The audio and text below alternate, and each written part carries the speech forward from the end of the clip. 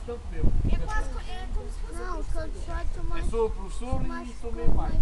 olha, é como as minhas. Sim, mas os Cuidai cantos dos shorts meninos, mas não fazem mal às pessoas. Isso. Eles vão Ensinam. ali vestinhos, Olha, sim, senhor. Por isso o cão é amigo. É tão amigo. só que não estão em Vai-se lição. embora, sim. Agora aqui os meninos. Uma boa Páscoa para todos. Para você também, obrigado. Agora eu vou-lhes explicar uma coisa que é importante. Uma pessoa, quando vê um cão na rua, nunca lhe deve fazer vestinhas.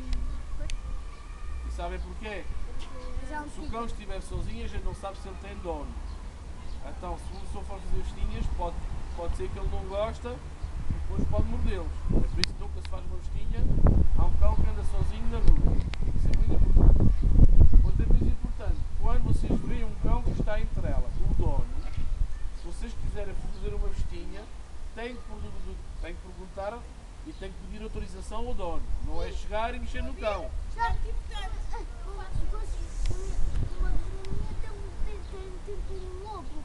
Isso mesmo.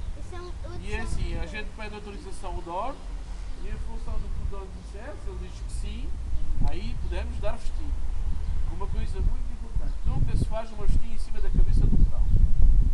Porquê? Porque os cães são como as pessoas. Há cães que são dominantes e há cães que não gostam que façam vestinhas em cima da cabeça. E isso mesmo, nunca se deve fazer uma vestinha em cima da cabeça de um cão que não é o nosso. Se o nosso puder. Se não é, não se deve. O que é que a gente faz? A gente põe assim a mão à frente, deixa ele cheirar. E depois podemos fazer uma vestinha aqui por baixo, podemos fazer umas vestinhas aqui de lado e aqui nas costas. Nunca se faz aqui.